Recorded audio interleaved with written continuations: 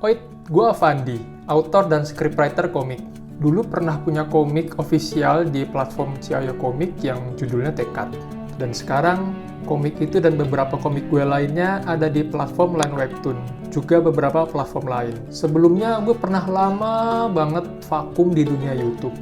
Dan kali ini, gue bakal balik lagi dengan topik seputaran komik. Ya, walaupun gue bakal selingin juga dengan topik-topik seputar hobi gue. So, I'm back. Nah, buat sekarang yang akan gue bahas itu skrip untuk webcomic atau orang bilang webtoon. Atau juga lo boleh bilang itu comic scrolling ya. Oke, skrip adalah pedoman atau blueprint yang berupa dialog dan juga elemen visual yang akan ditampilin dalam komik, teater, film, dan lain-lain. Dengan skrip, lu bisa nyusun alur cerita yang berkembang mulai dari awal sampai akhir. Skrip juga jadi panduan visual yang memberikan deskripsi atau arahan untuk ilustrator supaya dia tahu bagaimana angle-nya, bagaimana gerakannya, atau ekspresi dari karakternya itu sendiri. Selain itu, di skrip juga ada dialog dan narasi yang bisa menunjukkan bagaimana karakter itu dalam kepribadiannya dan juga menunjukin alur dalam cerita yang lu buat. Dan masih banyak lagi fungsi dari komik yang gue rasa lu bisa kulik itu di internet karena luas banget sih tentang skrip ini. Nah, intinya sih skrip itu bisa menjadi panduan dan alat komunikasi lu ke partner komik lu atau ilustrator, bisa juga disebut komik artis. Di sini bukan soal skrip yang lengkap banget atau enggak ya, tapi yang penting itu jelas atau clear. Kenapa harus clear?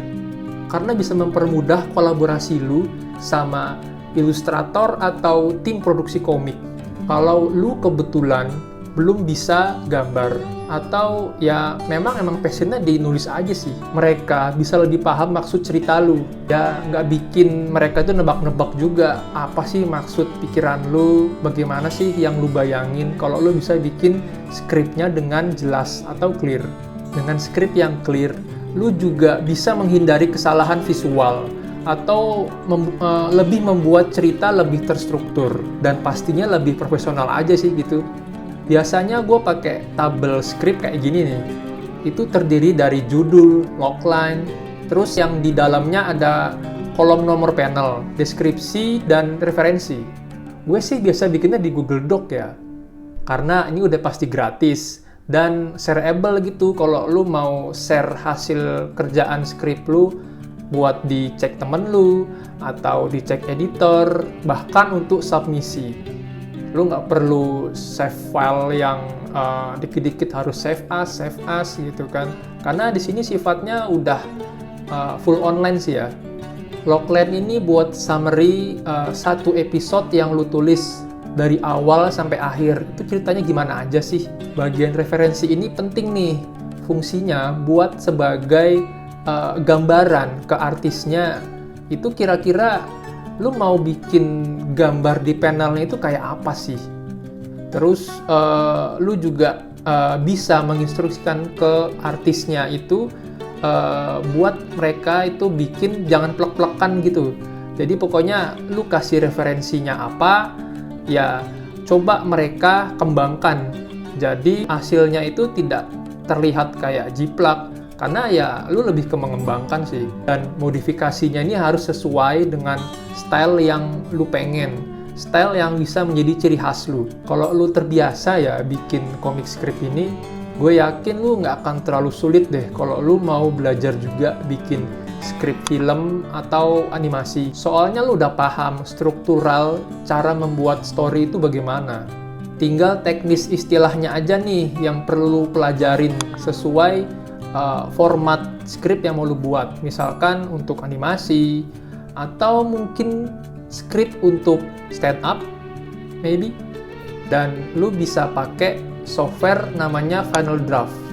Kenapa di sini gue nyaranin pakai software Final Draft ya? Karena standarisasi skrip untuk film juga biasanya sih pakai itu ya.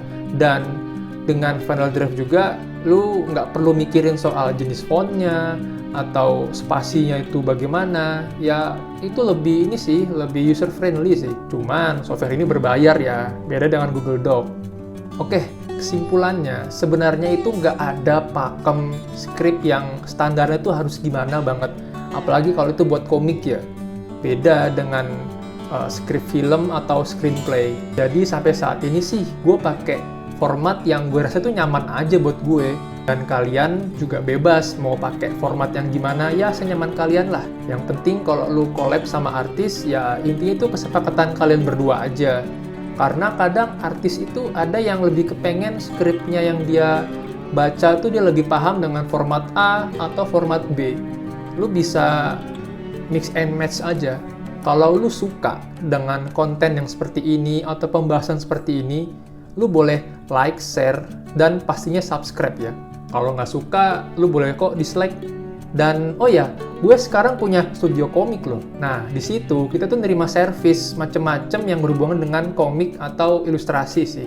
Kayak yang pertama udah pasti membuat komik untuk webtoon, penulisan skripnya, lalu juga komik untuk manga, atau storyboard untuk keperluan ads, keperluan film, atau animasi.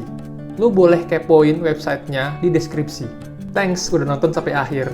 See ya!